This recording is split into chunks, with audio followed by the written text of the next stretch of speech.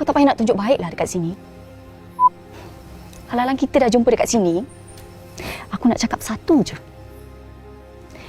Aku akan pastikan bapak kau tak rampas tanah bapak aku. Segenggam tanah pun aku tak akan bagilah. Kalau kau rasa aku datang sini sebab nak rampas tanah bapak kau, kau silap. Aku ni kuli je dekat Sutra. Kuli pun. Betul lah. Kau ingat tu semua keputusan aku ke? Itu semua keputusan bapak aku, bukan aku. Kau ingat aku nak percaya? Suka hati kau nak percaya ke tak nak percaya ke? Tapi apa pun aku nak cakap terima kasih. Sebab kau ingat aku lagi kan lepas 10 tahun duduk sana. Still aku ingat.